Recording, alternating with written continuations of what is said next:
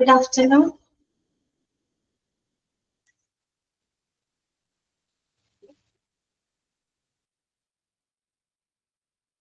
നമുക്ക് ക്ലാസ് തുടങ്ങാം കേട്ടോ.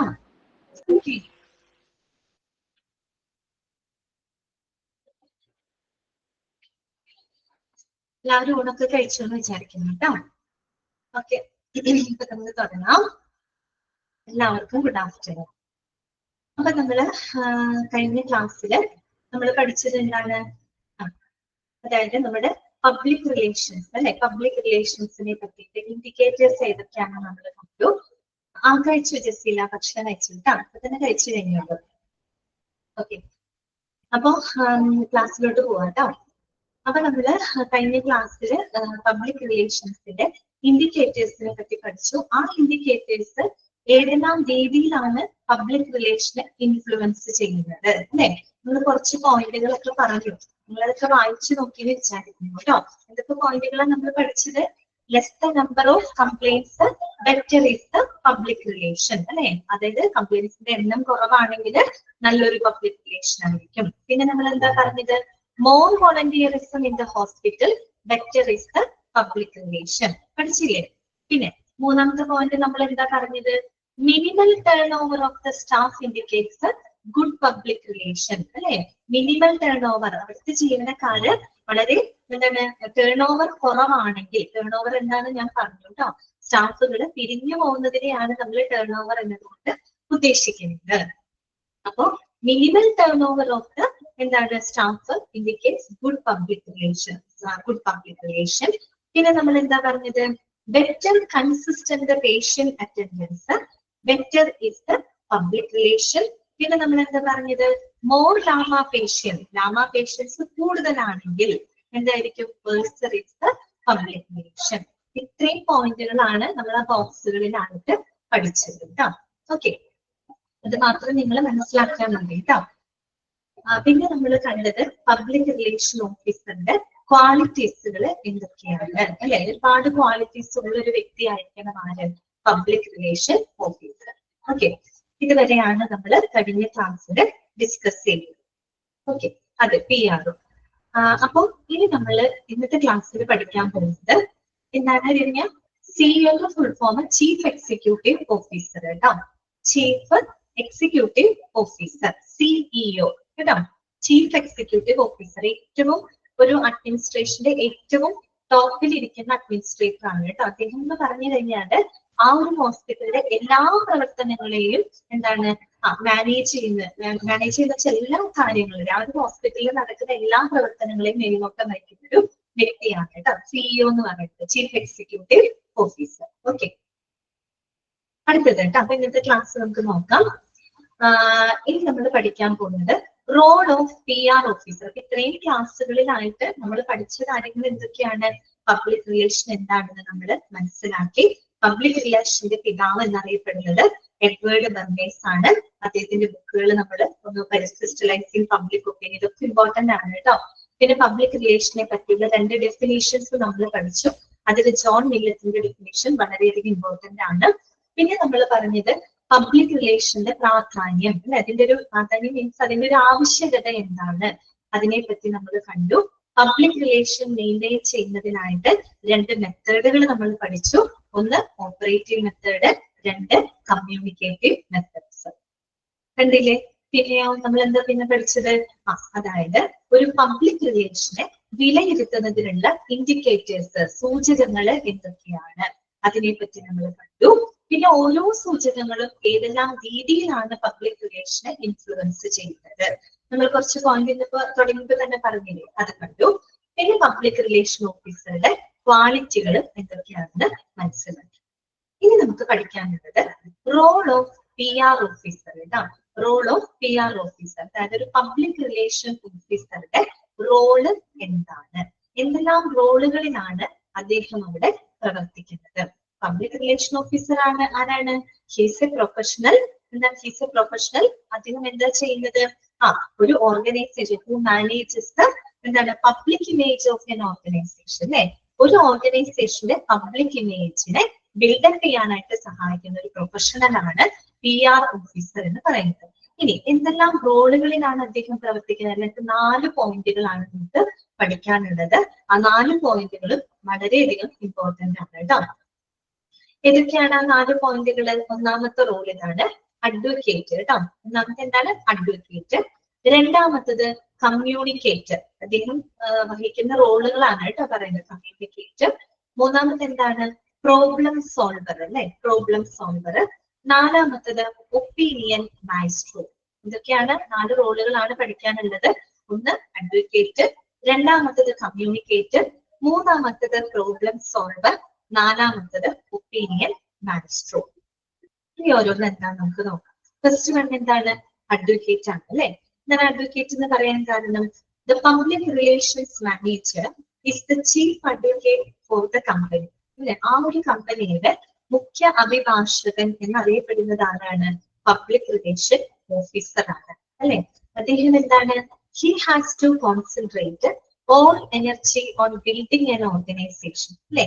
ആ ഒരു ഓർഗനൈസേഷൻ ബിൽഡ് ചെയ്യുന്നതില് എന്തർത്ഥത്തിലാണ് ബിൽഡ് ചെയ്യാന്ന് പറഞ്ഞ കെട്ടിടം പണിതുണ്ടാക്കാന്നല്ല അർത്ഥം. അവിടെ ഓർഗനൈസേഷന് നല്ലൊരു ഇമേജ് ബിൽഡപ്പ് ചെയ്യുന്നതിന് അല്ലെ, അതിന് നല്ല റെപ്യൂട്ടേഷൻ ബിൽഡപ്പ് ചെയ്യുന്നതിനായിട്ട് മുഴുവൻ എനർജിയും കോൺസെൻട്രേറ്റ് ചെയ്യുന്ന ഒരു വ്യക്തിയാണ് നാമെന്ന് പറയുന്നത് public relation officer. Okay, he is the spokes person for the management.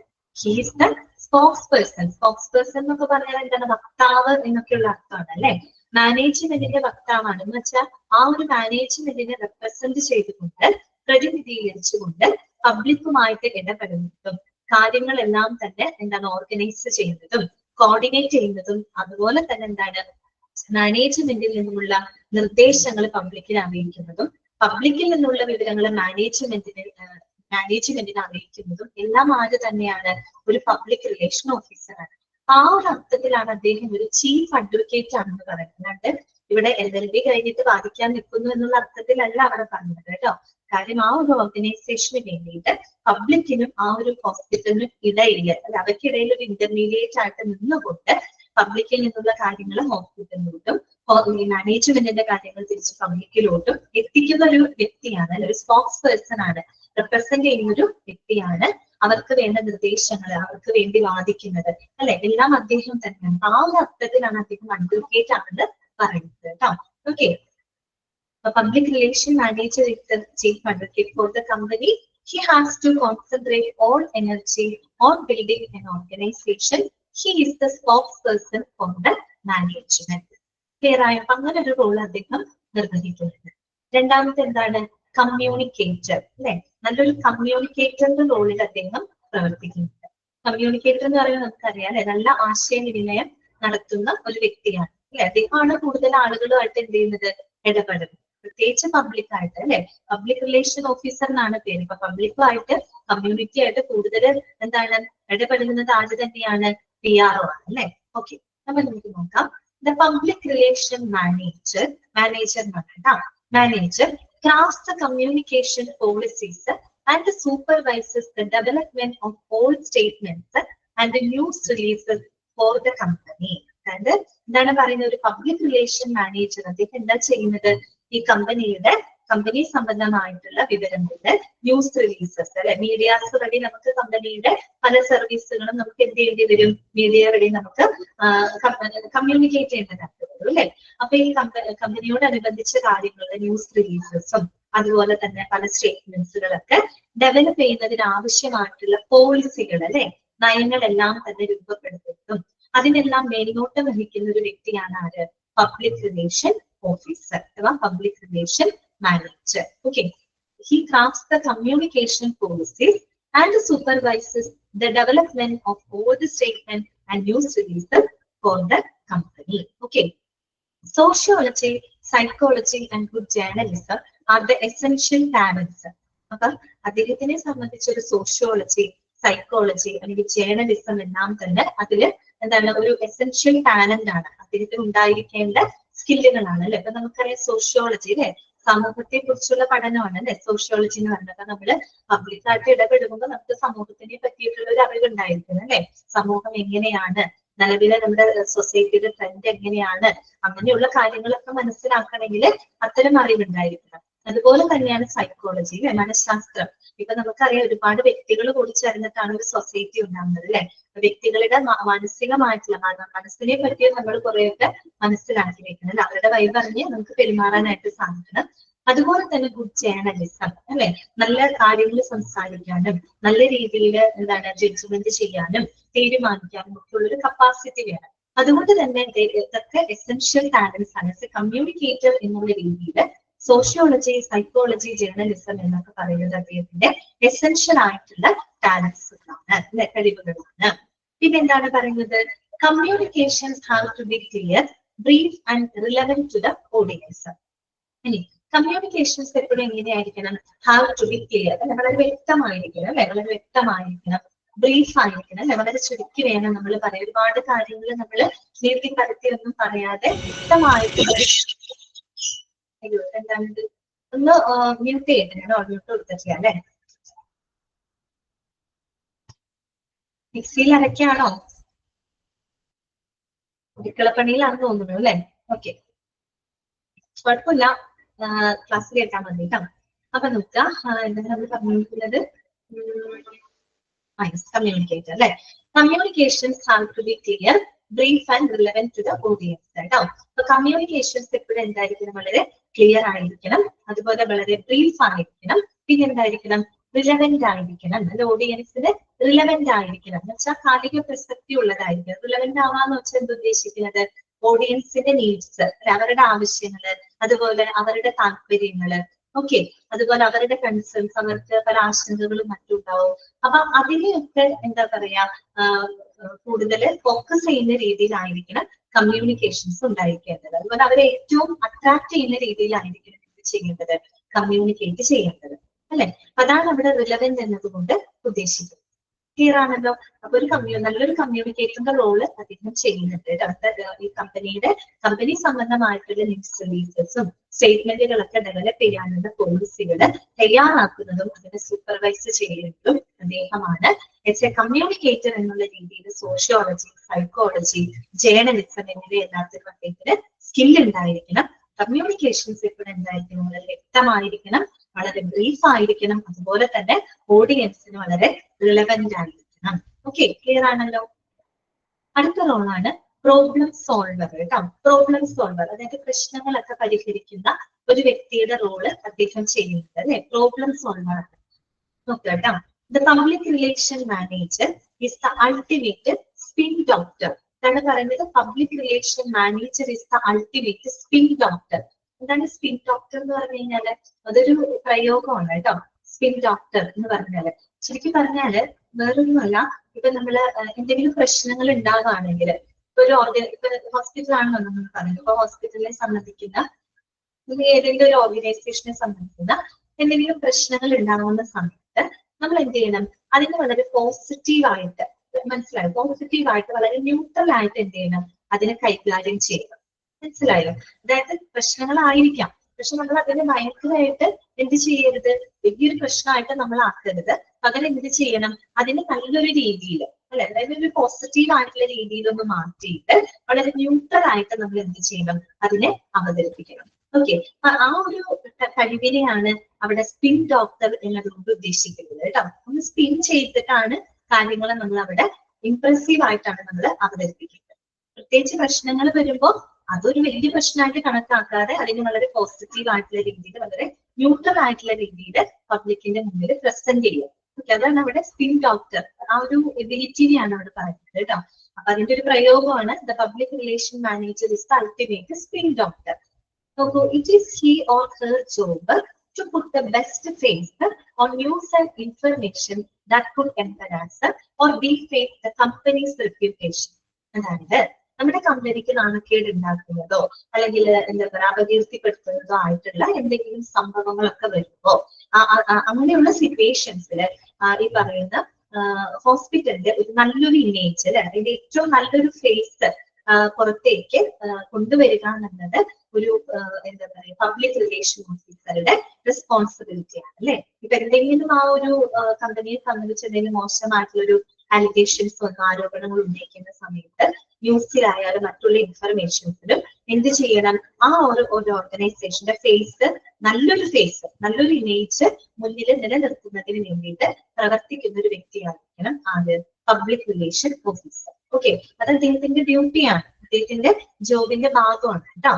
Okay, often she will be called upon to polish common information into platinum data that gives the company more credit than would normally be due for a routine accomplishment. ഞാനത് ഉദ്ദേശിക്കുന്നത്, she will be called upon to polish common information into platinum data that gives the company more credit than would normally be due for a routine accomplishment. അതായത് നമ്മൾ നേരത്തെ skin ഡോക്ടറുടെ കാര്യം പറഞ്ഞില്ലേ, അതേ കാര്യം ഓർഡിനറി ആയിട്ടുള്ള ഇൻഫർമേഷൻസ് ആയിരിക്കും, കോമൺ ഇൻഫർമേഷൻസ് ആയിരിക്കും, സാധാരണയുള്ള വാർത്തകളായിരിക്കും. പക്ഷെ അതിനെ നമ്മൾ എന്ത് ചെയ്യും? ഒന്ന് പോളിഷ് ചെയ്ത്, ഓക്കെ, ഒന്ന് പോളിഷ് ചെയ്തിട്ട് ഒരു പ്ലാറ്റിനം ഡാറ്റ ഫോം. പ്ലാറ്റിനം എന്ന് പറയുമ്പോൾ നിങ്ങൾക്ക് അറിയാലോ, അത്യാവശ്യം വില കൂടിയ ഒരു മെറ്റലാണ് അല്ലെ പ്ലാറ്റിനം എന്ന് പറയുന്നത്. സാധാരണ ഓർഡിനറി ആയിട്ടുള്ള കാര്യങ്ങളായിരിക്കും, പക്ഷെ അതിനെ നമ്മൾ എന്ത് ചെയ്യാം? ഒന്ന് പോളിഷ് ചെയ്തിട്ട് കുറച്ചും കൂടി ഇംപ്രസീവ് ആയിട്ടുള്ള രീതിയിൽ അവതരിപ്പിക്കണം. ഓക്കെ, എന്തിനു വേണ്ടിയിട്ടാണ്? ആ ഒരു സ്ഥാപനത്തിന്റെ റെപ്യൂട്ടേഷന് എന്താ പറയുക, ഉയർത്തി കാണിക്കാൻ വേണ്ടിയിട്ടാണ്. ഒരു എക്സാമ്പിൾ പറയുകയാണെങ്കിൽ, ഇപ്പൊ ഒരു എക്സാമ്പിൾ ആയിട്ട് പറയാം, പ്ലാറ്റിനം ഡാറ്റ ഒരു കമ്പനി, ഓക്കെ, ഒരു കമ്പനി, ഏതെങ്കിലും ഒരു കമ്പനി ഇരിക്കട്ടെ, ആ ഒരു കമ്പനി ഒരു 3 മാസം കൊണ്ട് ഒരു 2% എന്താ പറയാ സെയിലില്, ഒരു സെയിൽസ് കമ്പനിയാണെന്ന് വിചാരിക്കാം. ഒരു എക്സാമ്പിൾ പറയുന്നത് സെയിൽസ് കമ്പനി. ആ സെയിൽസ് കമ്പനിയിൽ ഒരു 3 മാസത്തിനുള്ളിൽ 2% സെയിൽസിൽ വർധനം ഉണ്ടായെന്ന് വിചാരിക്കാം, ഗ്രോത്ത് റേറ്റ് ഉണ്ടായെന്ന് വിചാരിക്കാം. അപ്പോ ഈ 2% ഗ്രോത്ത് റേറ്റ് 3 മാസത്തിനുള്ളിൽ ഉണ്ടാവാന്ന് പറയുന്നത് ഒരു കോമൺ ആയിട്ടുള്ള കാര്യമാണ്, മനസ്സിലായോ? ഒരു കോമൺ ആയിട്ടുള്ള ഒരു കാര്യമാണ്. പക്ഷേ എന്ത് ചെയ്യാണ് അവിടുത്തെ പബ്ലിക് റിലേഷൻ ഓഫീസർ ആ ഒരു കാര്യത്തിനെ ഒന്ന് പോളിഷ് ചെയ്തിട്ട് പറയുകയാണ്. അതായത് ഞങ്ങൾ 3 മാസം കൊണ്ട് 2% ഗ്രോത്ത് റേറ്റ് ഞങ്ങൾ നേടിക്കഴിഞ്ഞു, ഇത്രയും റിമാർക്കബിൾ ആയിട്ടുള്ള ഒരു അച്ചീവ്മെന്റ് ഞങ്ങൾ നേടി എന്നുള്ള രീതിയിൽ അതിന് പൊലിപ്പിച്ച് പറയുകയാണ്. മനസ്സിലാക്കാം. ശരിക്കും എന്താണ് 2% ഗ്രോത്ത് റേറ്റ് എന്ന് പറയുമ്പോൾ നോർമലാണ്, അത് പ്രത്യേകിച്ചൊരു എന്താ പൊന്തിച്ച് കാണിക്കാൻ മാത്രം ഒന്നുമില്ല അതിനകത്ത്, അത് നോർമലാണ്. പക്ഷെ ആ കാര്യത്തിൽ നമ്മൾ ഒന്ന് പോളിഷ് ചെയ്തിട്ട് ഞങ്ങൾ ഇത്ര നാള് കൊണ്ട് 2% ഗ്രോത്ത് റേറ്റ് ഉണ്ടായി എന്നുള്ള രീതിയിൽ നമ്മൾ പോളിഷ് ചെയ്ത് പറയാം. ഓക്കെ, അപ്പൊ എന്തുണ്ടാവും? സാധാരണ നമുക്ക് ലഭിക്കുന്ന നേട്ടത്തിനേക്കാളും കൂടുതൽ എന്താണ് ഒരു അച്ചീവ്മെന്റ് അതിലൂടെ നേടി എടുത്തതായിട്ടൊരു ഫീലിംഗ് ഉണ്ടാക്കാനായിട്ട് സാധിക്കും. ഓക്കെ, അതാണ് അവിടെ പറഞ്ഞത് കേട്ടോ. Often she will be called upon to polish common information, അല്ലെ, കോമൺ ഇൻഫർമേഷൻ പോളിഷ് ചെയ്തിട്ട് into platinum data, അല്ലെ, കുറച്ചുകൂടി പോളിഷ് ചെയ്ത് ഇംപ്രസീവ് ആയിട്ട് അവതരിപ്പിക്കുക. That gives the company more credit than would normally be due for routine accomplishment. അപ്പൊ സാധാരണ നമുക്ക് ലഭിക്കുന്ന നേട്ടത്തിനേക്കാൾ കൂടുതൽ ക്രെഡിബിലിറ്റി അല്ലെങ്കിൽ കൂടുതൽ ക്രെഡിറ്റ് അതുമൂലം ലഭിക്കും. അങ്ങനെയൊക്കെ പ്രവർത്തിക്കാൻ കഴിയുന്ന ഒരു വ്യക്തി ആയിരിക്കണം ആര്? ഒരു പബ്ലിക് റിലേഷൻ ഓഫീസർ. അതാണ് അവിടെ പ്രോബ്ലം സോൾവർ എന്നുള്ള രീതിയിൽ അവിടെ പറഞ്ഞിട്ടുണ്ട് കേട്ടോ. ക്ലിയർ ആയോ? കാര്യങ്ങൾ ക്ലിയർ ആയോ? മനസ്സിലായോ? ഓക്കെ ആണോ? ഒന്ന് റെസ്പോണ്ട് ചെയ്യുകയാണെങ്കിൽ നല്ലതായിരിക്കും കേട്ടോ. ഞാൻ പറയുന്ന കാര്യങ്ങൾ ഓക്കെ ആണല്ലോ നിങ്ങൾക്ക്? എന്തെങ്കിലും മനസ്സിലാവാത്ത എന്തെങ്കിലും പറയാം കേട്ടോ.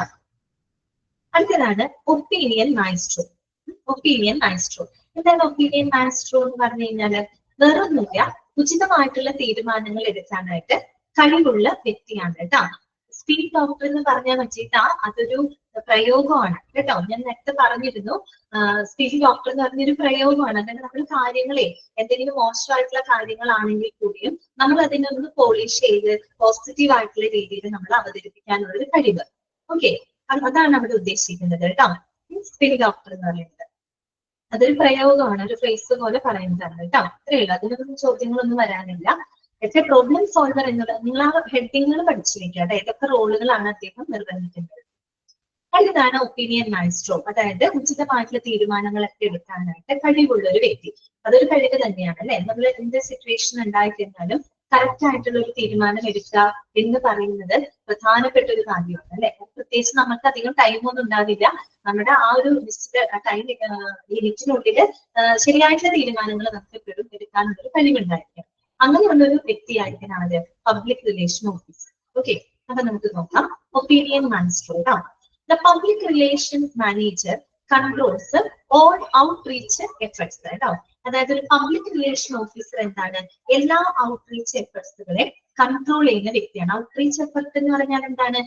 അതായത് ഔട്ട്റീച്ച് കമ്മ്യൂണിക്കേറ്റീവ് എഫേർട്സുകളാണ് കേട്ടോ. അതായത് പുറത്തുള്ള ആളുകളുമായിട്ട് കമ്മ്യൂണിക്കേറ്റ് ചെയ്യുക. അപ്പൊ നമ്മള് മീഡിയാസ് വഴി കമ്മ്യൂണിക്കേറ്റ് ചെയ്യുന്നില്ലേ പുറത്തോട്ട്, എക്സ്റ്റേണൽ ആയിട്ടുള്ള ആളുകളുമായിട്ട്, പുറത്തുള്ള ആളുകളുമായിട്ട് കമ്മ്യൂണിക്കേറ്റ് ചെയ്യുന്നതിന് വേണ്ടിയിട്ട് ഉള്ള എല്ലാ എഫേർട്സുകളെയും കൺട്രോൾ ചെയ്യുന്ന വ്യക്തിയാണ് പബ്ലിക് റിലേഷൻ ഓഫീസർ. ഓക്കെ, പിന്നെ നോക്കൂ, he is accountable four media placements and arranging organizational functions and the efforts of executives. അത് മാത്രമല്ല അദ്ദേഹം എന്തിനൊക്കെ റെസ്പോൺസിബിൾ ആണ്? മീഡിയ പ്ലേസ്മെന്റ്സ് അല്ലെ, മീഡിയാസ് വഴി മെസ്സേജുകളൊക്കെ കൺവേ ചെയ്യാനും, അതുപോലെ തന്നെ അറേഞ്ചിങ് ഓർഗനൈസേഷണൽ ഫങ്ഷൻസ് അല്ലെ, ഓർഗനൈസേഷൻ സംബന്ധമായിട്ടുള്ള ഇവന്റുകളൊക്കെ അല്ലെ, പരിപാടികളൊക്കെ സംഘടിപ്പിക്കാനും കാര്യങ്ങളൊക്കെ നടത്താനും, അതുപോലെ എഫേർട്സ് ഓഫ് എക്സിക്യൂട്ടീവ്സ്, അതായത് ആ ഒരു ഹോസ്പിറ്റലിൽ പ്രവർത്തിക്കുന്ന എക്സിക്യൂട്ടീവ്സുകൾ അല്ലെ, അഡ്മിനിസ്ട്രേറ്റീവ് വിഭാഗത്തിലൊക്കെ പെടുന്ന എക്സിക്യൂട്ടീവുകൾ നമ്മൾ പറഞ്ഞില്ലേ, ഇപ്പൊ ഈ പറയുന്ന chief executive officer, chief operating officers, chief finance officers, അങ്ങനെ ഒരുപാട് എക്സിക്യൂട്ടീവ്സുകൾ അവിടെ പ്രവർത്തിക്കുന്നുണ്ട്. അപ്പൊ അവരെയൊക്കെ എന്താ പറയാ, അവരുടെ എഫേർട്സുകൾക്കൊക്കെ ഒരു മേൽനോട്ടം വഹിക്കാൻ ഉത്തരവാദിത്തമുള്ള ഒരു വ്യക്തിയാണ് പബ്ലിക് റിലേഷൻ ഓഫീസർ കേട്ടോ. മാത്രമല്ല, it is his duty to decide the executive appropriate for each situation. അതായത് ഓരോ സിറ്റുവേഷനും അനുയോജ്യമായിട്ടുള്ള എക്സിക്യൂട്ടീവുകളെ ഡിസൈഡ് ചെയ്യുന്നതും ആര് തന്നെയാണ്? പബ്ലിക് റിലേഷൻ ഓഫീസർ ആണ് കേട്ടോ. ഓക്കെ, ഓരോ സിറ്റുവേഷൻ വരുന്ന ആ സിറ്റുവേഷൻ, ഇപ്പൊ ഫിനാൻസ് സംബന്ധമായിട്ടുള്ള കാര്യങ്ങളാണെങ്കിൽ അതിനായിട്ടൊരു ചീഫ് ഫിനാൻസ് ഓഫീസർ വെക്കേണ്ടതായിട്ട് വരും. ഇനി ഡേ ടു ഡേ ഓപ്പറേഷൻ കാര്യങ്ങളൊക്കെ ആണെങ്കിൽ അത്തരം സിറ്റുവേഷൻസിനെ ഹാൻഡിൽ ചെയ്യാനായിട്ട് ഒരു ചീഫ് ഓപ്പറേറ്റിംഗ് ഓഫീസർ വെക്കേണ്ടതായിട്ട് വരും. അങ്ങനെ എന്താണ്, ഓരോ സിറ്റുവേഷൻസിനും അനുയോജ്യമായിട്ടുള്ള എക്സിക്യൂട്ടീവുകളെ ഡിസൈഡ് ചെയ്യുന്നത് പബ്ലിക് റിലേഷൻ ഓഫീസർ ആണ്. ഇത് മാത്രമല്ല, make sure that the person has approved information and statements in hand. ഇത് മാത്രമല്ല, ആ പറയുന്ന എക്സിക്യൂട്ടീവുകളുടെ പക്കല് അവരുടെ കയ്യിൽ എന്താണ് മാറി കേട്ടോ, അതൊക്കെ മാറി. ഓക്കെ ആയിട്ടാ, ചെറിയൊരു ചതവുണ്ട് കണ്ണിന്റെ ഭാഗത്ത്, അതൊരു പാട് പോലെ നിൽക്കുന്നുണ്ട്. മാറുമായിരിക്കും, കുറച്ച് കഴിയുമ്പോൾ അത് തന്നെ മാറിപ്പോയിരിക്കും. വേറെ പ്രശ്നമൊന്നുമില്ല. മറ്റേ മുട്ടിന്റെ പരിക്കൊക്കെ കുറഞ്ഞിട്ടുണ്ട്, വേദനയുണ്ട്, എന്നാലും മുറിവ് ഉണങ്ങിയിട്ടുണ്ട്. പെയിൻ ഉണ്ട്, നല്ല പെയിൻ എന്ന് വെച്ച് കഴിഞ്ഞാൽ അന്നത്തെ പെയിൻ ഇല്ല, പക്ഷെ ഞാൻ എവിടെയെങ്കിലൊക്കെ ഇങ്ങനെ തട്ടുമ്പോഴോ അങ്ങനെയൊക്കെ വേദനയും, വേറെ കുഴപ്പമില്ല. അത്രയല്ലേ പറ്റുള്ളൂ. ആ സമയത്ത് വേറെ വണ്ടികളൊക്കെ വന്നിട്ടുണ്ടെങ്കിൽ ചിലപ്പോൾ ഇതായിരിക്കില്ല അവസ്ഥ, അതാണ് എന്തെങ്കിലും സംഭവിച്ചത്. ഇത്രയല്ലേ പറ്റുള്ളൂ എന്നാണ് ഞാനിപ്പോ ആശ്വസിക്കുന്നത്. Okay, okay ജിസില.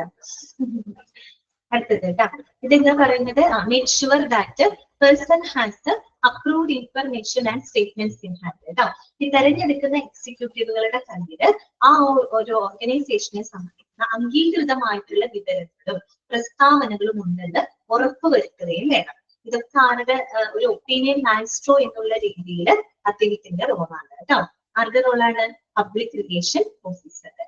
പറഞ്ഞ മനസ്സിലായോ? ഒരു പബ്ലിക് റിലേഷൻ മാനേജർ എന്ന് പറയുന്നത് എല്ലാ ഔട്ട്റീച്ച് എഫേർട്സുകളും എന്താണ് കൺട്രോൾ ചെയ്യുന്ന ഒരു വ്യക്തിയാണ്. ഔട്ട്റീച്ച് എഫേർട്ട് എന്ന് വെച്ചാൽ പുറത്തുള്ള ആളുകളുമായിട്ട് കമ്മ്യൂണിക്കേഷൻസിന് വേണ്ടിയിട്ട് പ്രയത്നിക്കുന്ന ഒരു വ്യക്തിയാണ്.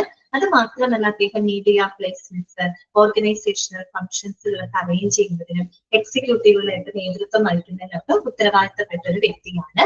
അതുപോലെ ഓരോ സിറ്റുവേഷനും അനുയോജ്യമായിട്ടുള്ള എക്സിക്യൂട്ടീവുകളെ തെരഞ്ഞെടുക്കുന്നതും ആ എക്സിക്യൂട്ടീവുകളുടെ പക്കല് ആ ഒരു ഓർഗനൈസേഷനെ സംബന്ധിക്കുന്ന അംഗീകൃതമായിട്ടുള്ള വിവരങ്ങളും സ്റ്റേറ്റ്മെന്റും ഉണ്ടെന്ന് ഉറപ്പാക്കുന്നതും അദ്ദേഹം തന്നെയാണ് കേട്ടോ.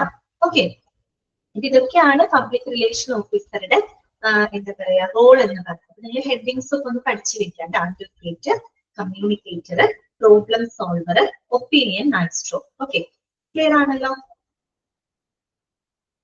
അടുത്തതാണ് functions of public relation officer.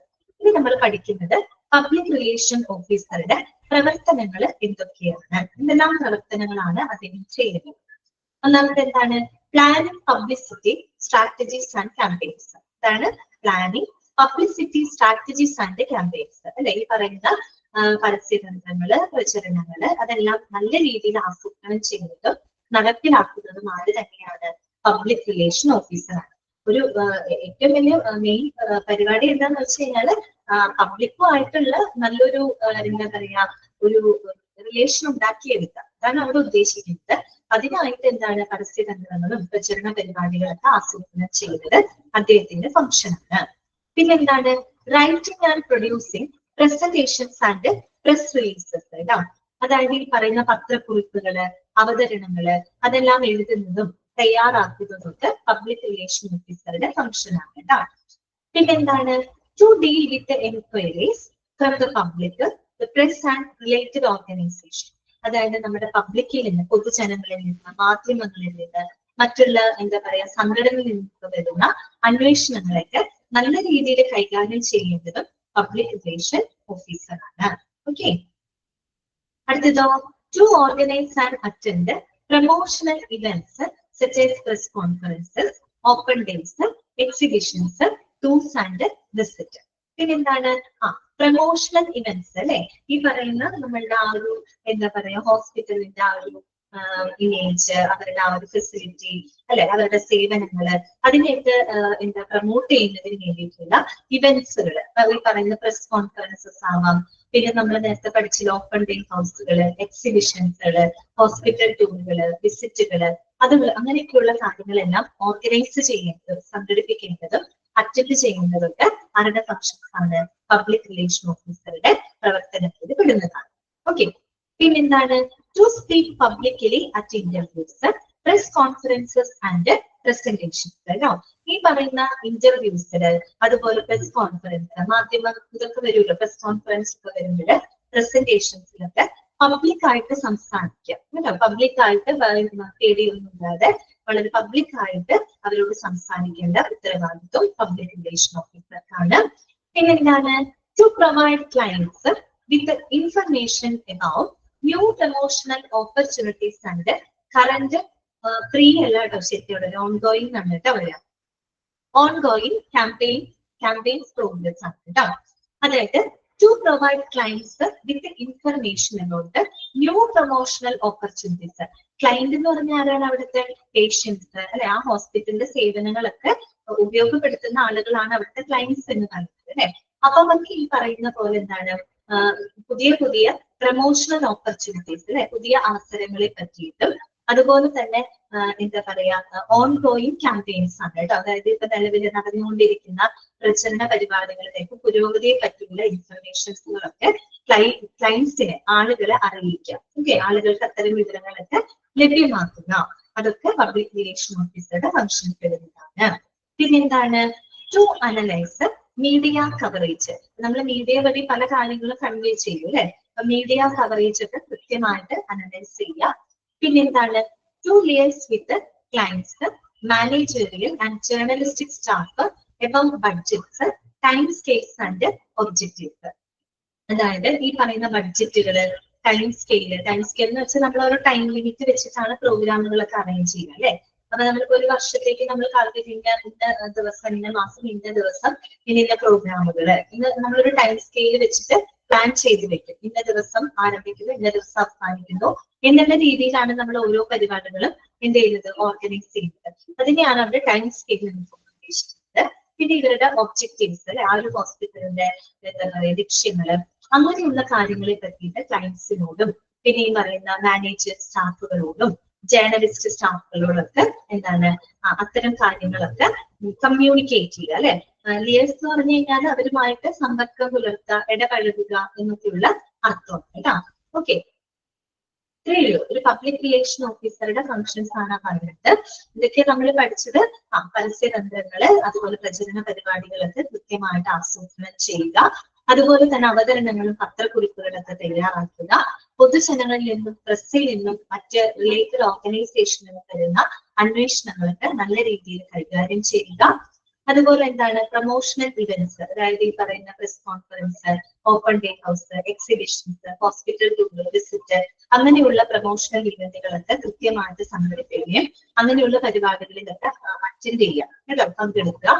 പിന്നെ ഈ പറയുന്ന ഇന്റർവ്യൂസില്, പ്രസ് കോൺഫറൻസില്, പ്രസന്റേഷൻ സമയത്തൊക്കെ പബ്ലിക്കായിട്ട് സംസാരിക്കുക. പിന്നെ പുതിയ പുതിയ പ്രൊമോഷണൽ അവസരങ്ങളെ പറ്റിയിട്ടും നിലവിലുള്ള പ്രചരണ പരിപാടികളുടെ പുരോഗതിയെ പറ്റിയുള്ള ഇൻഫർമേഷൻസ് ഒക്കെ ക്ലയൻസിന് പ്രൊവൈഡ് ചെയ്യുക. അതുപോലെ മീഡിയ കവറേജ് അനലൈസ് ചെയ്യുക.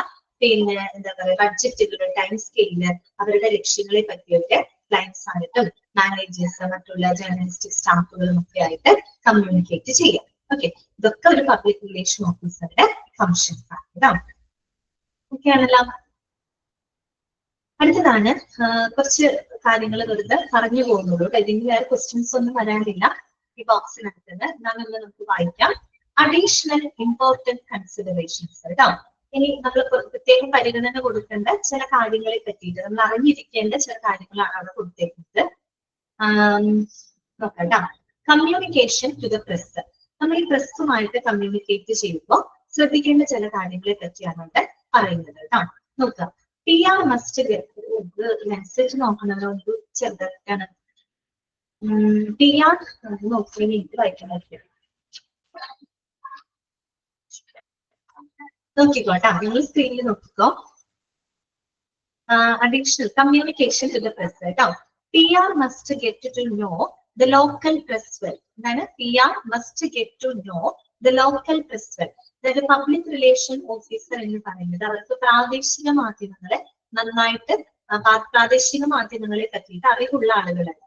കാരണം എന്താണ്, ഇപ്പൊ ഒരു ഹോസ്പിറ്റലിൽ പ്രവർത്തിക്കുന്ന ആ ഒരു ലൊക്കാലിറ്റി, അപ്പൊ ആ ഒരു ഹോസ്പിറ്റലിന്റെ സേവനങ്ങളെ പറ്റിയിട്ടും അല്ലെങ്കിൽ അവരുടെ കേപ്പബിലിറ്റീസിനെ പറ്റിയിട്ടും നമുക്ക് മറ്റുള്ളവരുമായിട്ട് കമ്മ്യൂണിക്കേറ്റ് ചെയ്യുന്ന ഏറ്റവും നല്ലത് എന്താണ്, ലോക്കൽ പ്രസ് ആണ് അല്ലെ. പ്രാദേശിക മാധ്യമങ്ങൾ വഴിയായിട്ട് കൺവേ ചെയ്യാനാണ് നമുക്ക് ഏറ്റവും എളുപ്പം.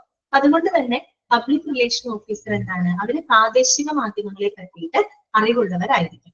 ഓക്കെ, പിന്നെന്താണ് പറയുന്നത്, local press can be hospital principal helper in this regard. അതായത് അങ്ങനെയുള്ള കാര്യത്തിൽ ഈ പറയുന്ന പ്രാദേശിക മാധ്യമങ്ങളാണ് ഏറ്റവും കൂടുതൽ സഹായിക്കുന്നത്. കാരണം ആ ഒരു ഹോസ്പിറ്റൽ, ആ ഒരു ലൊക്കാലിറ്റിയിൽ പ്രവർത്തിക്കുന്ന ആ ഹോസ്പിറ്റലിനെ പറ്റിയും അതിന്റെ സേവനങ്ങളെ പറ്റിയിട്ടൊക്കെ ആൾക്കാരിലേക്ക് കൂടുതൽ എത്തിക്കാൻ സാധിക്കുന്നത് അവിടുത്തെ ലോക്കൽ പ്രസിനാണ്. ഓക്കെ, അതേസമയം എന്താണ്, a hostile press can do a lot of harm അല്ലെ. ഹോസ്റ്റൽ എന്ന് വെച്ചാൽ എന്താണ്, ഇപ്പൊ ഈ പറയുന്ന മോശമായിട്ടുള്ള എന്താ പറയാ പ്രതികൂലമായിട്ട് പ്രവർത്തിക്കുന്ന ചില മാധ്യമങ്ങൾ ഉണ്ടാവും. അതായത് നല്ല മാധ്യമങ്ങളായിരിക്കില്ല, മോശം വാർത്തകൾ പ്രചരിപ്പിക്കുക. അപ്പൊ ആ രീതിയിലുള്ള മാധ്യമങ്ങളൊക്കെ എന്തായിരിക്കും കൂടുതൽ ദോഷം ചെയ്യും. Okay, if an editor understands the hospital's programmes he can help enormously. വേറെ ഒന്നുമില്ല, ഇപ്പൊ ഒരു എഡിറ്റർക്ക് അവിടെ ഒരു ഹോസ്പിറ്റലിന്റെ പ്രശ്നങ്ങളെ പറ്റിയിട്ടൊക്കെ അറിയുന്നുണ്ടെങ്കിൽ അദ്ദേഹത്തിന് അത് കൃത്യമായിട്ട് എന്ത് ചെയ്യാം, ന്യൂസിൽ വേണമെങ്കിൽ അത് പ്രസിദ്ധീകരിക്കാവുന്നതാണ്. ഓക്കെ, എന്തെന്നാ അതിനകത്ത് കൂടുതൽ മനസ്സിലാക്കാനുള്ളത്, ഒന്നുമില്ല. പബ്ലിക് റിലേഷൻ ഓഫീസർ എന്ന് പറഞ്ഞാൽ പ്രാദേശിക മാധ്യമങ്ങളെ പറ്റി അറിവുണ്ടായിരിക്കണം. കാര്യം ആ ഒരു ഹോസ്പിറ്റലിന്റെ പ്രവർത്തനങ്ങളെ പറ്റിയിട്ട് കമ്മ്യൂണിറ്റി ആയിട്ട് കൂടുതൽ എന്താ പറയാ കൺവേ ചെയ്യാനായിട്ട് നമുക്ക് ഏറ്റവും സഹായിക്കുന്നത് പ്രാദേശിക മാധ്യമങ്ങളാണ്. പക്ഷെ മോശമായിട്ടുള്ള മാധ്യമങ്ങളാണെങ്കിൽ അത് കൂടുതൽ പ്രതികൂലമായിട്ടുള്ള സാഹചര്യങ്ങളാണ് ഉണ്ടാക്കുക. എപ്പോഴും നല്ലൊരു ലോക്കൽ പ്രസ്സുമായിട്ട് എപ്പോഴും ഒരു കണക്ഷൻ ഉണ്ടായിരിക്കണം എന്നാണ് ഇവിടെ പറയുന്നത് കേട്ടോ. ഓക്കെ, അടുത്തത് വെൻ സംതിങ് ഇവിടെ കേട്ടോ, ഈ ബോക്സ് ആണ്. When something has gone seriously wrong and consequences may be of public concern, legitimate information must be volunteered as early as possible. അതായത് ഇപ്പൊ നമ്മുടെ ഹോസ്പിറ്റലിന്റെ ഭാഗത്ത് തന്നെ എന്തെങ്കിലും തെറ്റ് സംഭവിച്ചിട്ടുണ്ടെങ്കിൽ, എന്തെങ്കിലും ഗുരുതരമായിട്ടുള്ള തെറ്റുകൾ സംഭവിച്ചിട്ടുണ്ടെങ്കിൽ അത് ജനങ്ങൾക്കിടയിൽ ആശങ്കകൾ ഉണ്ടാക്കാം അല്ലെ. അപ്പൊ അങ്ങനെയുള്ള സാഹചര്യങ്ങളിൽ കഴിയാവുന്നതിലും എത്രയും പെട്ടെന്ന് തന്നെ വേഗത്തിൽ തന്നെ നമ്മൾ എന്ത് ചെയ്യണം, അത് ഈ പറയുന്ന സ്വമേധയാ അതിന്റെ വിവരങ്ങൾ പബ്ലിക്കിനെ നമ്മൾ തന്നെ അറിയിക്കണം. നമ്മളെന്ന് വെച്ചാൽ PR ഓഫീസർ തന്നെ അറിയിക്കണം. മനസ്സിലാവും. അതൊന്നും ഇപ്പൊ ന്യൂസിൽ വന്ന് വേറൊരു രീതിയിലേക്ക് ആവാൻ നിൽക്കാതെ എന്തെങ്കിലും അങ്ങനെ ഗുരുതരമായിട്ടുള്ള തെറ്റുകൾ സംഭവിച്ചിട്ടുണ്ടെങ്കിൽ അത് സ്വമേധയാ തന്നെ എന്ത് ചെയ്തിരിക്കണം, പബ്ലിക്കിന്റെ മുമ്പിൽ അത് അവതരിപ്പിക്കണം. ഓക്കെ, അതിന്റെ ആ ഒരു ട്രാൻസ്പാരൻസി മെയിൻറ്റെയിൻ ചെയ്യുന്നതിന് വേണ്ടിയിട്ടാണ് അല്ലെ. നമ്മളിപ്പോ ഒരു വാർത്തയിലൊക്കെ വരുമ്പോൾ ചിലപ്പോൾ അത് വളച്ചൊടിച്ച് വേറെ രീതിയിലൊക്കെ ആയിരിക്കും വരിക. അപ്പൊ ചില പ്രശ്നങ്ങൾ വന്നു കഴിഞ്ഞാൽ അത് മൂടി വെക്കാതെ അങ്ങനെ ഒരു പ്രശ്നം സംഭവിച്ചിട്ടുണ്ടെങ്കിൽ അത് സമ്മതിക്കുന്ന രീതിയിൽ തന്നെ നമ്മൾ എന്ത് ചെയ്യണം, സ്വമേധയാ എത്രയും പെട്ടെന്ന് അത്തരം വിവരങ്ങൾ പബ്ലിക്കിനെ അറിയിച്ചിരിക്കും. ഓക്കെ, അതെന്തിനു വേണ്ടിയിട്ടാന്ന് വെച്ചാൽ ജനങ്ങളിൽ ആ ഒരു ട്രസ്റ്റ്, ആ ഒരു വിശ്വാസ്യത നിലനിർത്താൻ വേണ്ടിയിട്ടാണ് കേട്ടോ അങ്ങനെ ചെയ്യുന്നത്. പിന്നെ എന്താന്ന് വെച്ച് കഴിഞ്ഞാല് ക്ലിയറൻസ് ഓഫ് എന്താണ് സുഹൃത്ത്, പ്രസിന്റെ ഏത് ഗുഡ് റിലേഷൻ വെക്കലാണ്. അതെ, നല്ല പ്രസിന്റെ റിലേഷൻ, പ്രസ് എന്ന് പറയുമ്പോൾ ലോക്കൽ പ്രസ്സുകൾ വഴിയായിട്ടാണ് നമ്മൾ കൂടുതൽ പബ്ലിക്കായിട്ട് മെസ്സേജുകൾ കൺവേ ചെയ്യുന്നത് അല്ലെ. പ്രാദേശിക മാധ്യമങ്ങൾ എന്ന് വെച്ചാൽ ഒരു ഹോസ്പിറ്റലിൽ പ്രവർത്തിക്കുന്ന സമയത്ത് ഒരു സ്ഥലത്ത് പ്രവർത്തിക്കുന്ന ഒരു ഹോസ്പിറ്റൽ, ആ ഒരു ഹോസ്പിറ്റലിന്റെ സേവനങ്ങളെ പറ്റിയിട്ടും അവിടുത്തെ ഫെസിലിറ്റിനെ പറ്റിയിട്ടും കൂടുതൽ അറിയാൻ സഹായിക്കുന്നത് അവിടുത്തെ പ്രാദേശിക മാധ്യമങ്ങൾക്കായിരിക്കും അല്ലെ? അവരല്ലേ കൂടുതൽ അടുത്ത് കിടക്കുന്നത്. അവർക്കാണ് അവിടുത്തെ സേവനങ്ങളെ പറ്റിയിട്ടൊക്കെ ആളുകളിലേക്ക് വിവരങ്ങൾ എത്തിക്കാനായിട്ട് സാധിക്കുള്ളൂ. എപ്പോഴും പ്രസ് എന്ന് പറയുന്നത് നല്ല പ്രസ്, അതായത് നല്ല മാധ്യമങ്ങളുമായിട്ട് എപ്പോഴും ഒരു സമ്പർക്കം ഉണ്ടായിരിക്കും. എന്നാൽ മാത്രമാണ് നല്ല വാർത്തകൾ പുറത്തുവിടാനായിട്ട് സാധിക്കുള്ളൂ. അപ്പൊ മോശം മാധ്യമങ്ങളാണെങ്കിൽ എന്തുണ്ടാവും? ചിലപ്പോൾ തെറ്റായ ചില വാർത്തകളായിരിക്കും അവർ പ്രചരിപ്പിക്കുന്നത്. പ്രത്യേകിച്ച് വാർത്ത എന്ന് പറയുന്നത് പല രീതിയിൽ നമുക്ക് വളച്ചൊടിച്ചിട്ട് ആളുകളിലേക്ക് എത്തിക്കാനായിട്ട് സാധിക്കും, അല്ലെ?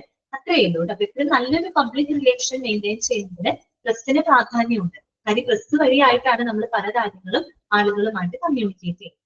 ഓക്കെ, മനസ്സിലായില്ല? ഇനി നോക്കാം കേട്ടോ. Clearance of all material internet, ഈ ബോക്സ് ആണ്. Clearance of all material intended for release must be controlled by the chief of PR. The material should be put on a format and released in a manner calculated to benefit the hospital. അതാണിത്. നമ്മൾ റിലീസിങ്ങിനായിട്ട്, നമ്മൾ press റിലീസിങ്ങിനായിട്ട് എന്തെങ്കിലും വാർത്ത നമ്മൾ കൊടുക്കാൻ ഉദ്ദേശിച്ചിട്ടുണ്ടെങ്കിൽ ആ റിലീസിനായിട്ട് ഉദ്ദേശിക്കുന്ന എല്ലാ വിവരങ്ങളുടെയും clearance നടത്തേണ്ടത് ആരാണ്? ഈ പറയുന്ന പബ്ലിക് റിലേഷൻ ഓഫീസറാണ്. ഓക്കെ, അതൊരു പത്രപ്രസിദ്ധീകരണത്തിന് പോകുന്നതിനേക്കാളും മുമ്പായിട്ട് അതിന്റെ കംപ്ലീറ്റ് കാര്യങ്ങൾ ക്ലിയറൻസ് നടത്തേണ്ടത് ആരാണ്? പബ്ലിക് റിലേഷൻ ഓഫീസറാണ്. ഓക്കെ, അതാണ് അവിടെ പറയുന്നത് കേട്ടോ. പിന്നെ മാത്രമല്ല, the material should be put on a format and released in a manner calculated to benefit the hospital. അപ്പൊ നമ്മൾ റിലീസിങ്ങിനായിട്ട് ഉദ്ദേശിച്ചിട്ടുള്ള ആ മെറ്റീരിയൽസ് ഒരു പ്രത്യേക ഫോർമാറ്റിൽ എഴുതിയിട്ട് നമ്മൾ പത്രപ്രസിദ്ധീകരണങ്ങൾക്കൊക്കെ കൊടുക്കുമ്പോൾ അതിന്റെ ഫോർമാറ്റ് ഉണ്ട്, അല്ലെ? ഒരു പെർട്ടിക്കുലർ ഫോർമാറ്റിലാണ് നമ്മളത് പ്രസിദ്ധീകരണത്തിന് കൊടുക്കുന്നത്. ആ ഒരു ഫോർമാറ്റിലാക്കിയിട്ട് എന്ത് ചെയ്യണം? ഹോസ്പിറ്റലിൽ എപ്പോഴും ബെനിഫിറ്റ് ഉണ്ടാകുന്ന രീതിയിൽ വേണം നമ്മളത് പ്രസിന് കൊടുക്കാൻ. ഓക്കെ, എപ്പോഴും എന്താണ് അത് ഹോസ്പിറ്റലിന്റെ ഇമേജ് ബിൽഡപ്പ് ചെയ്യുന്ന രീതിയിലായിരിക്കണം നമ്മൾ അത്തരം വാർത്തകൾ കൊടുക്കുന്നത്. ഓക്കെ, ഒന്നുമില്ലായിരുന്നു കേട്ടോ. അടുത്തത് കേട്ടോ, ഈ ബോക്സ് നോക്കാം.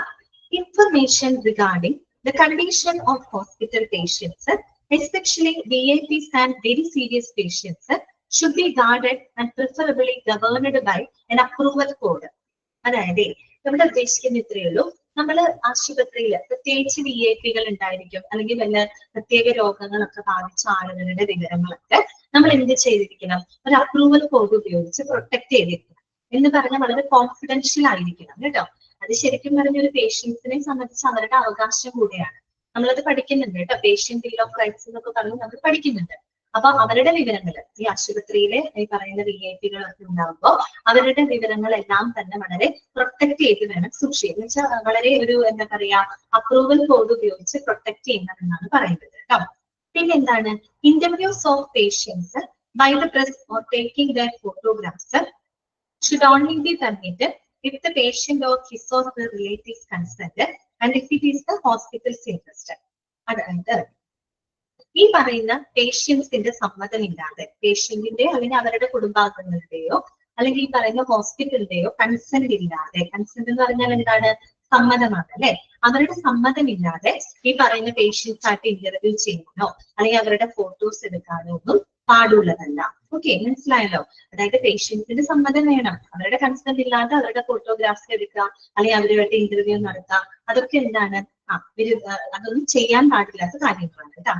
അതൊക്കെ ഒന്ന് മനസ്സിലാക്കി വെക്കുക, വേറെ ഒന്നും ഇല്ല അതിനകത്ത് കേട്ടോ. പിന്നെ നോക്കുക, ഈ ബോക്സ് ആണ് നോക്കുക. Medical information, medical information and information regarding patients കേട്ടോ. Any medical staff information, ഈ ബോക്സ് ആണ് പറയുന്നത്. Any medical staff information for the public consumption should be cleared by the public relation officer കേട്ടോ. അതായത് പൊതുജനങ്ങളുടെ ഉപയോഗത്തിനായിട്ടുള്ള മെഡിക്കൽ സ്റ്റാഫുകളുടെ വിവരങ്ങൾ ആര് ക്ലിയർ ചെയ്തിരിക്കണം? പബ്ലിക് റിലേഷൻ ഓഫീസർ ക്ലിയർ ചെയ്തിരിക്കണം. പൊതുജനങ്ങളുടെ ഉപയോഗത്തിനാണ്. ഇപ്പൊ നമ്മള് പുറത്തുനിന്ന് ആൾക്കാർ വരികയാണ് ഹോസ്പിറ്റലിലൂടെ, അപ്പൊ അവർക്ക് ചിലപ്പോൾ ചില ഡോക്ടേഴ്സിനെ പറ്റി അറിയണമെന്നുണ്ടാവും. ഏതൊക്കെ ഡോക്ടർമാരുടെ സേവനത്തിലുണ്ട് അല്ലെങ്കിൽ ഏത് ഡോക്ടറാണ് അവിടെ പ്രവർത്തിക്കുന്നത്, അതൊക്കെ പൊതുജനങ്ങൾക്ക് അറിയേണ്ട കാര്യമാണ്. അങ്ങനെ പൊതുജനങ്ങളുടെ ഉപയോഗത്തിനായിട്ടുള്ള മെഡിക്കൽ സ്റ്റാഫുകളുടെ വിവരങ്ങളൊക്കെ ക്ലിയറൻസ് അല്ലെങ്കിൽ ക്ലിയർ ചെയ്യേണ്ടത് ആരാണ്? പബ്ലിക് റിലേഷൻ ഓഫീസറാണ്. മനസ്സിലായോ? അവിടെ ഏതൊക്കെ ഡോക്ടേഴ്സ് പ്രവർത്തിക്കുന്നുണ്ട്, പബ്ലിക്കിന് പറയേണ്ട ചില കാര്യങ്ങൾ, ചിലപ്പോൾ ചില ഡോക്ടേഴ്സിന്റെ കോൺടാക്ട് നമ്പർ അവർക്ക് ആവശ്യമായിട്ട് വരും. അപ്പൊ അങ്ങനെ പബ്ലിക്കിന്റെ ഉപയോഗത്തിനായിട്ടുള്ള മെഡിക്കൽ സ്റ്റാഫുകളുടെ വിവരങ്ങളെ പറ്റിയിട്ട് ക്ലിയറൻസ് നടത്തേണ്ടത് പബ്ലിക് റിലേഷൻ ഓഫീസറാണ്. ഓക്കെ, ഇതാണ് അവിടെ പറഞ്ഞത് കേട്ടോ. പിന്നെന്താണ്, no patient information should be released without a signed information consent of the same. അതായത് രോഗിയുടെ ഒരു വിവരങ്ങളും അവരുടെ സമ്മതമില്ലാതെ അല്ല അവരുടെ ഒപ്പിട്ട സമ്മതമില്ലാതെ പുറത്തു വിടാനായിട്ട് പാടുള്ളതല്ല. ഓക്കെ, അതായത് അവരുടെ കൺസെന്റ് വേണം. അവരുടെ സമ്മതമില്ലാതെ ഒരു കാരണവശാലും അവരുടെ വിവരങ്ങളെ പുറത്തേക്ക് വിടാനായിട്ട് പാടുള്ളതല്ല. ഓക്കെ, പിന്നെന്താ പറയുന്നത്, all questions about hospital operations and its patients should be cleared by chief public relations before being published publicly. അതായത് ആശുപത്രി പ്രവർത്തനങ്ങളെ രോഗികളെ കുറിച്ചുള്ള എല്ലാ ചോദ്യങ്ങളും പ്രസിദ്ധീകരിക്കുന്നതിന് മുൻപായിട്ട് ചീഫ് പബ്ലിക് റിലേഷൻ ഓഫീസർ അതെല്ലാം ക്ലിയർ ചെയ്തിരിക്കണം കേട്ടോ. ഒന്നുമില്ല, അതൊക്കെ എന്താ പറയാ, ആവശ്യമില്ലാതെ കുറെ കാര്യങ്ങൾ എഴുതി വെച്ചേക്കുന്നതാണ്. നമ്മൾ എന്ത് കാര്യങ്ങളും റിലീസിന് പോകുന്നതിനേക്കാളും മുമ്പ് ശ്രദ്ധിക്കേണ്ട കാര്യങ്ങളാണ് അവർ പറയുന്നത്.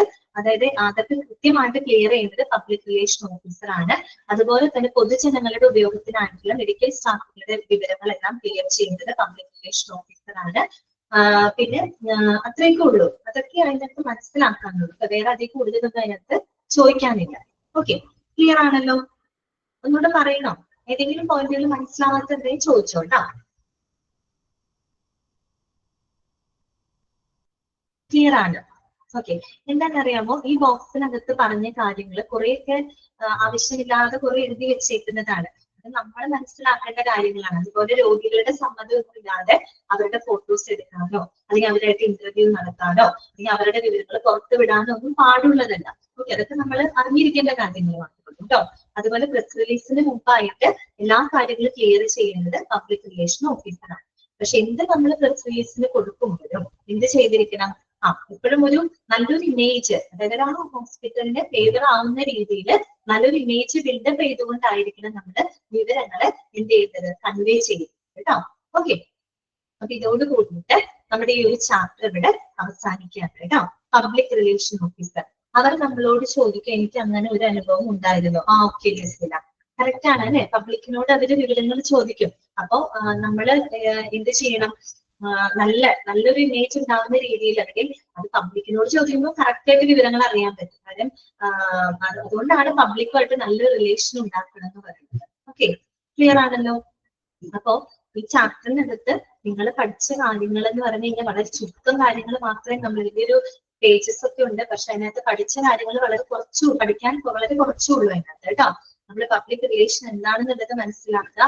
അതുപോലെ തന്നെ എഡ്വേർഡ് ബെർണീസിനെ പറ്റി പഠിച്ചു, 2 ഡെഫിനേഷൻസ് കണ്ടു, പബ്ലിക് റിലേഷന്റെ ആവശ്യകത എത്രത്തോളം ഉണ്ട്, പിന്നെ 2 മെത്തേഡുകൾ. ഓക്കെ, പബ്ലിക് റിലേഷൻ മെയിൻറ്റെയിൻ ചെയ്യാനുള്ള 2 മെത്തേഡുകൾ, ഓപ്പറേറ്റീവ് മെത്തേഡ് ഉണ്ട്, കമ്മ്യൂണിക്കേറ്റീവ് മെത്തേഡ് ഉണ്ട്. ഓപ്പറേറ്റീവ് മെത്തേഡുകൾ കൂടുതൽ ഫോക്കസ് ചെയ്യുന്നത് ആക്ഷൻസ് ആൻഡ് ആക്ടിവിറ്റീസിനാണെങ്കിൽ കമ്മ്യൂണിക്കേറ്റീവ് മെത്തേഡുകൾ കൂടുതൽ ഫോക്കസ് ചെയ്യുന്നത് മെസ്സേജിങ്ങിനും ഡയലോഗ്സിനുമാണ്.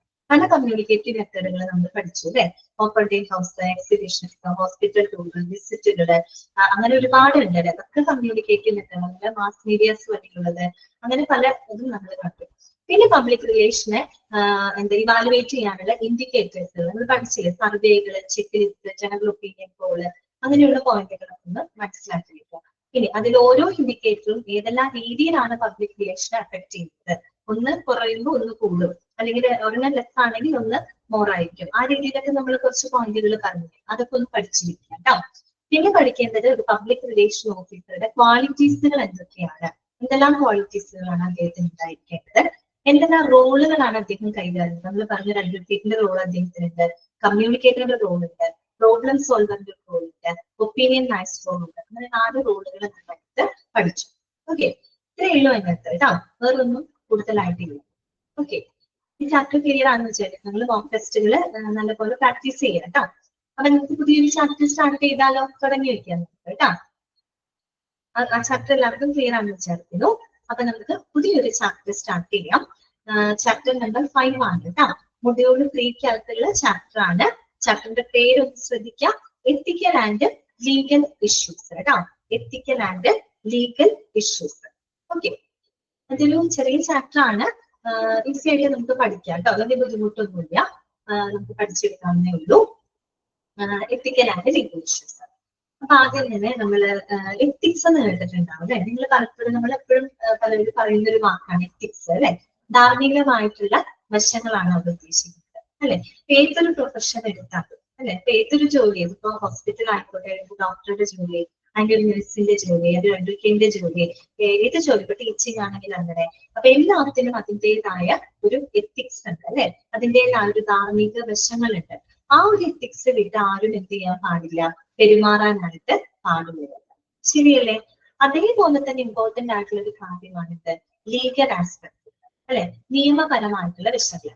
അതിനു മുമ്പ് ഞാൻ ചോദിക്കട്ടെ, നമ്മൾ ഈ പറയുന്ന എത്തിക്കൽ ആസ്പെക്ടുകൾ അല്ലെ, ധാർമ്മികമായിട്ടുള്ള വശങ്ങൾ അറിയുന്നതിന്റെ പ്രാധാന്യം എന്താണെന്ന് നിങ്ങൾ ആലോചിച്ചിട്ടുണ്ടോ? എന്തിനു വേണ്ടിയിട്ടാണ് നമ്മൾ ഇത്തരത്തിലുള്ള ധാർമ്മിക വശങ്ങൾ മനസ്സിലാക്കി വെക്കണം, അല്ലെങ്കിൽ ഒരു ധാർമ്മികത പുലർത്തണം എന്ന് പറയുന്നത് എന്തുകൊണ്ടാണ്? ഏതൊരു ജോലിക്കുമുണ്ട് അല്ലെ. അതായത് നമുക്ക് വളരെ ഒരു ഹോസ്പിറ്റലിനെ ബേസ് ചെയ്തിട്ടാണ് നമ്മൾ പറയുന്നത്. അതായത് എല്ലാ പേഷ്യൻസിനും അല്ലെ, എല്ലാ പേഷ്യൻസിനും വളരെ തുല്യമായിട്ടുള്ള രീതിയിൽ, വളരെ രീതിയുക്തമായിട്ടുള്ള രീതിയിൽ എന്ത് ലഭിച്ചിരിക്കണം, സേവനങ്ങൾ ലഭിച്ചിരിക്കണം അല്ലെ. തുല്യമായിട്ടുള്ള രീതി എന്ന് പറഞ്ഞാൽ ഞാൻ ഉദ്ദേശിച്ചത് വേറൊന്നുമല്ല. ഇപ്പൊ ഒരു എന്താ പറയുക, രോഗികളെ സംബന്ധിച്ചാണെങ്കിൽ അവരുടെ ഒരു സാമ്പത്തിക സ്ഥിതിയെ, അല്ലെങ്കിൽ അവരുടെ ഒരു സോഷ്യൽ അല്ലെ, സോഷ്യൽ സ്റ്റാറ്റസ്, അവരുടെ സാമൂഹികമായിട്ടുള്ള ചുറ്റുപാട്, അല്ലെങ്കിൽ അവരുടെ ജെൻഡർ ഐഡന്റിറ്റി, അല്ലെങ്കിൽ അവരുടെ കമ്മ്യൂണിറ്റി, റിലീജിയൻ, അതിന്റെ ഒന്നും ബേസിൽ ഒരു കാരണവശാലും എന്ത് ചെയ്യാനായിട്ട് പാടില്ല, ഡിസ്ക്രിമിനേഷൻ ചെയ്യാനായിട്ട് പാടില്ല. ഒരു തരത്തിലും വിവേചനം ചെയ്യാനായിട്ട് പാടില്ല. അവിടെ പാവപ്പെട്ടവനെന്തോ പണക്കാരനെന്തോ അങ്ങനൊരു വ്യത്യാസമൊന്നും ഉണ്ടാകാനായിട്ട് പാടില്ല അല്ലെ. എല്ലാവർക്കും തുല്യമായിട്ടുള്ള രീതിയിൽ ക്വാളിറ്റി കെയർ അല്ലെങ്കിൽ ട്രീറ്റ്മെന്റുകള്, സേവനങ്ങളെല്ലാം തന്നെ പ്രൊവൈഡ് ചെയ്യും. അത് ഒരു എത്തിക്സിന്റെ ഭാഗമാണ് അല്ലെ. അതായത് ഹോസ്പിറ്റലിനെ സംബന്ധിച്ച് അവരുടെ എത്തിക്സിന്റെ ഭാഗമാണ് അല്ലെ. അതിനോടൊപ്പം തന്നെ ഇമ്പോർട്ടന്റ് ആയിട്ടുള്ള ഒരു കാര്യമാണ് ലീഗൽ ആസ്പെക്ട് എന്ന് പറയുന്നത് അല്ലെ, നിയമപരമായിട്ടുള്ള വശങ്ങൾ. എന്തിനാണ് നമ്മൾ ഇങ്ങനെ നിയമപരമായിട്ടുള്ള വശങ്ങൾ മനസ്സിലാക്കുന്നത്? എന്തിനു വേണ്ടിയിട്ടാണ്? അതായത് നമ്മൾക്ക് ഏതെങ്കിലും തരത്തില് ഇപ്പൊ നമുക്കൊരു ചികിത്സ നിഷേധിക്കപ്പെട്ടു, അല്ലെങ്കിൽ വേണ്ടത്ര നല്ല രീതിയിലുള്ള ചികിത്സ നമുക്ക് ലഭിക്കുന്നില്ല, വേറെ ഏതെങ്കിലും തരത്തിലുള്ള വിവേചനങ്ങൾ നമ്മളോട് കാണിക്കുന്നുണ്ട്, അങ്ങനെയുള്ളതിനോടൊക്കെ നമുക്ക് പ്രതികരിക്കണമെങ്കിൽ നമുക്ക് എന്തറിഞ്ഞിരിക്കണം? നിയമപരമായിട്ടുള്ള വശങ്ങളും അറിഞ്ഞിരിക്കണം. എന്ന് പറഞ്ഞാൽ നിയമങ്ങൾ ഒരു കാരണവശാലും എന്ത് ചെയ്യാൻ പാടില്ല, ദുരുപയോഗം ചെയ്യാനായിട്ട് പാടില്ല. പ്രത്യേകിച്ച് നമ്മളത് ഹോസ്പിറ്റലിന്റെ ഭാഗത്ത് നിന്ന് നമുക്കത് പഠിക്കാനുണ്ട്.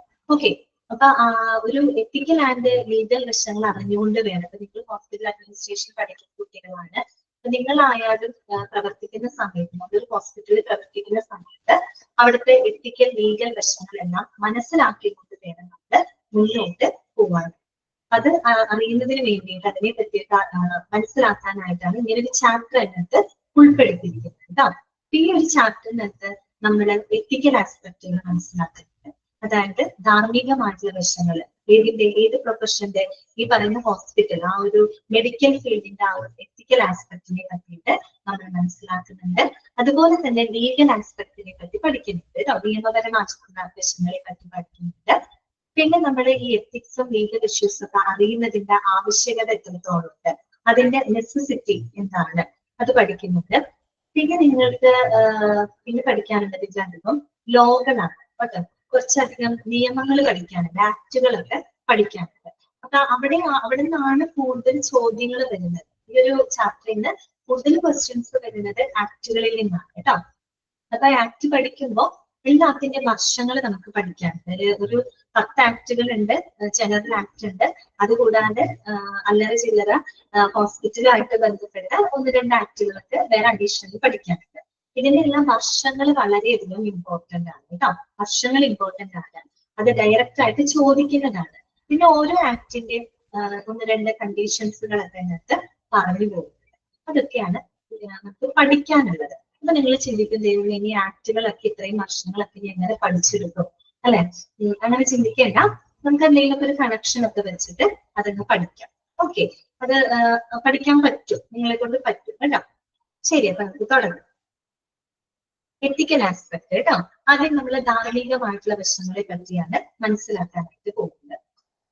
കോഡ് ഓഫ് ബിഹേവിയർ ശ്രദ്ധിക്കുക കേട്ടോ.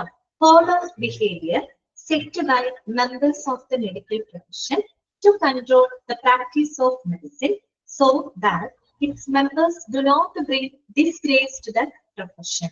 ഇതാണ് പറയുന്നത് കോഡ് ഓഫ് ബിഹേവിയർ അല്ലെ. പെരുമാറ്റച്ചട്ടം എന്ന് പറയും അല്ലെ.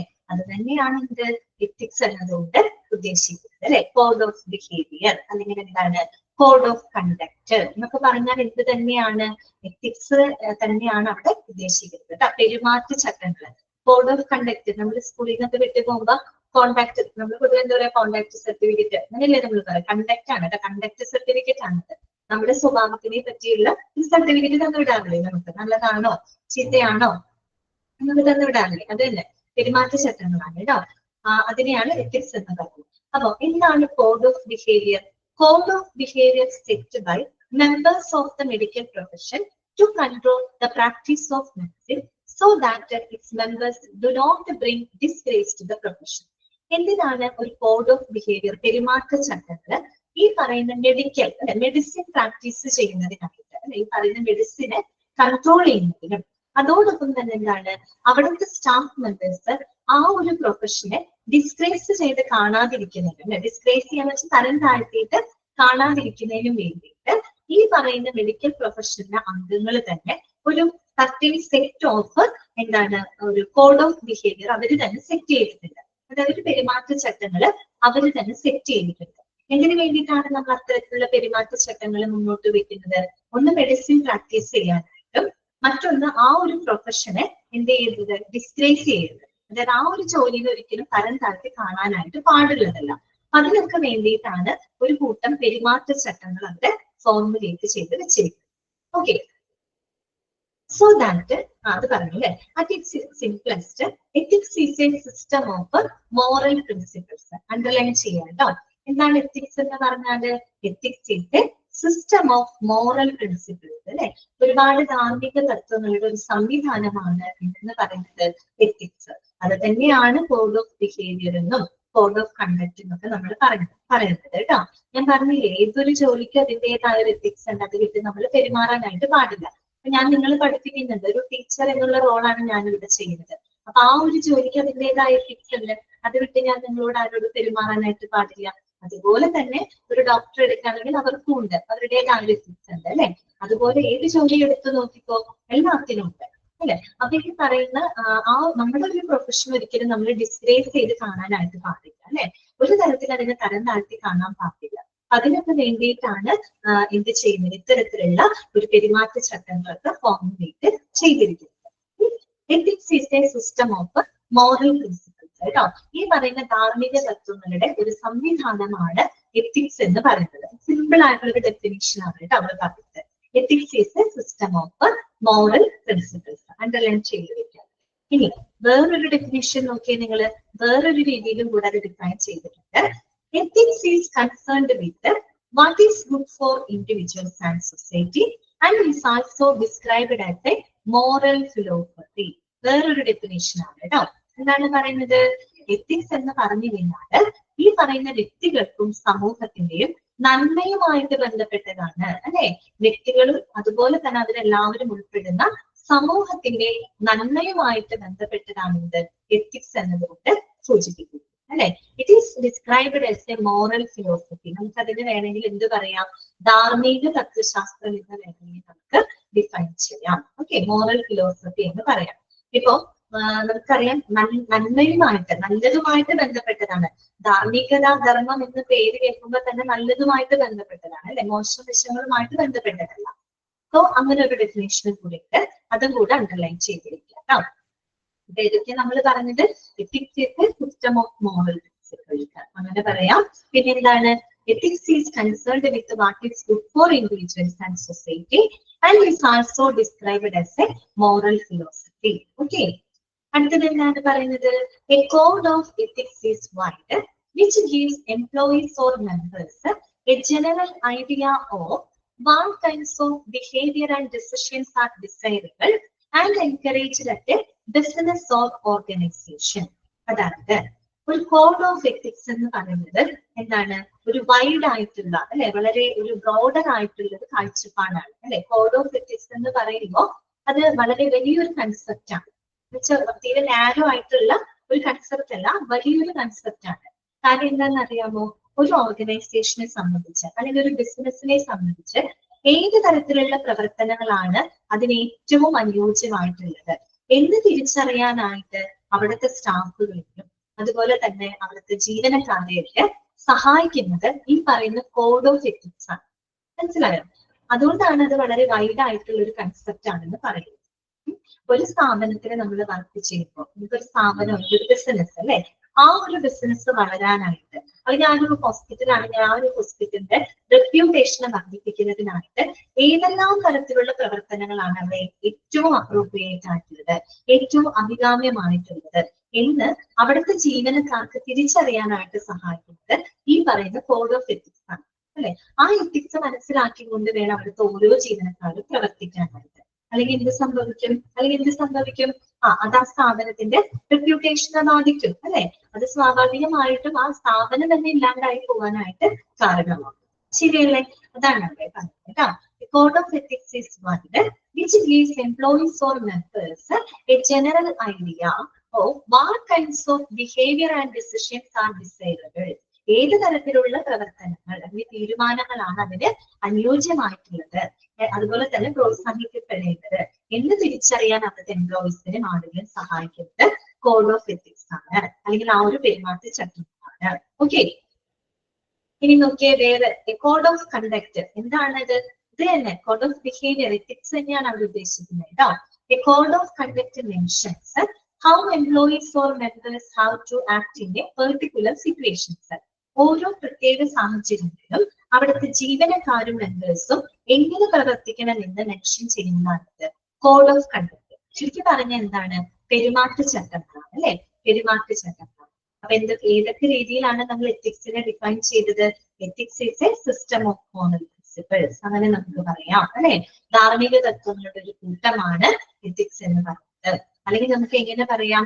വ്യക്തികൾക്കും സമൂഹത്തിന്റെയും നന്മയുമായിട്ട് ബന്ധപ്പെട്ടതാണ് ഇത് ഈ പറയുന്ന എത്തിക്സ്. പിന്നെന്താണ്? ഒരു ഓർഗനൈസേഷന്റെ ഒരു ബിസിനസിന്റെ വളർച്ചയ്ക്ക് അല്ലെങ്കിൽ അതിലെ ഏത് തരത്തിലുള്ള പ്രവർത്തനങ്ങളാണ് പ്രോത്സാഹിപ്പിക്കപ്പെടുന്നത് എന്ന് തിരിച്ചറിയാനെന്ന് അവിടുത്തെ സ്റ്റാഫുകൾക്ക് തിരിച്ചറിയാൻ സഹായിക്കുന്നതാണ് കോഡ് ഓഫ് എത്തിക്സ് എന്ന് പറയുന്നത്. അതൊരു വിശാലമായിട്ടുള്ള കാഴ്ചപ്പാടാണ്, ഇറ്റ്സ് എ വൈഡ് കൺസെപ്റ്റ് ആണ് കേട്ടോ. ഓക്കെ, ഇനി നിങ്ങളോട് ഇങ്ങനെ തന്നെ ചോദിക്കാം, dash mentions how employees or members have to act in a particular situation. എന്താണ്? കോഡ് ഓഫ് കണ്ടക്ട് ആണ് കേട്ടോ. Okay, code of conduct ethics തന്നെയാണ് കേട്ടോ അവിടെ ഉദ്ദേശിക്കുന്നത്. ക്ലിയർ? ഓക്കെ ആണോ? നിർത്തിയാൽ നമുക്ക് 1 മണിക്കൂറാണ് കേട്ടോ. ഇന്നത്തെ ക്ലാസ് നമുക്ക് വൈൻഡപ്പ് ചെയ്യാം. ഇനി അടുത്ത ക്ലാസ്സിൽ നമുക്ക് ലീഗൽ ആസ്പെക്ടുകളും ബാക്കിയുള്ളതൊക്കെ നമുക്ക് കാണാം. ഇനി നാളെ മിക്കവാറും ചിലപ്പോ ഷെറിന മിസ്സിന്റെ മോൾക്ക് 10th എക്സാം നടക്കാൻ പോകുന്നത്. 10th ആ കുട്ടി പഠിക്കുന്നത്, മിസ്സിന്റെ മോള്. അതുകൊണ്ട് മിസ് ഒരു ലീവ് എടുത്തേക്കുക കേട്ടോ. അതുകൊണ്ടാണേ. ഇല്ല സ്നേഹ, അപർണ മിസ് ഉണ്ടാവില്ല കേട്ടോ. അപർണ മിസ്സിന് പകരമായിട്ടാണ് സോളി മിസ് കേട്ടോ. ഓക്കെ, അപ്പൊ ഷെറീന മിസ് പോയത് കൊണ്ടാണ് അവർക്ക് ഞാൻ എടുത്തത് കേട്ടോ. ഓക്കെ, അപ്പൊ നാളെ ചിലപ്പോ സോളി മിസ് ലീവ് ആണെങ്കിൽ അവർ ഞാനായിരിക്കും കത്തുക. ഓക്കെ, മിസ്സിന് ചിലപ്പോ ഒരു ലീവ് വരാൻ സാധ്യതയുണ്ട്. അതുകൊണ്ട് മിസ് ഇല്ലാന്നുണ്ടെങ്കിൽ ഞാനായിരിക്കും കത്തുക. ഓക്കെ, ഈ ആഴ്ച ശരിക്കും പറഞ്ഞാൽ ചൊവ്വ വ്യാഴം ദിവസങ്ങളിൽ മാത്രമേ നിങ്ങൾക്ക് ക്ലാസ് ഉള്ളൂ. പക്ഷെ ഈ ആഴ്ച ബുധനാഴ്ച വെച്ച് ഓക്കെ. അപ്പൊ ഒന്ന് അൺമ്യൂട്ട് ചെയ്യാണ്. എന്തെങ്കിലും ഡൗട്ട് ഉണ്ടെങ്കിൽ ചോദിക്കാം കേട്ടോ. അൺമ്യൂട്ട് ചെയ്തിട്ടുണ്ട് കേട്ടോ. നിങ്ങള് വായിച്ചു നോക്കണം കേട്ടോ. അന്ന് എടുക്കുന്ന കാര്യങ്ങള് അന്ന് തന്നെ വായിച്ചു നോക്കണം. അതുപോലെ തന്നെ മോക്ക് ടെസ്റ്റുകളൊക്കെ നല്ലപോലെ പ്രാക്ടീസ് ചെയ്യണം. അത് ഇപ്പോഴേ തന്നെ അങ്ങനെ ചെയ്ത് ശീലിക്കാം കേട്ടോ.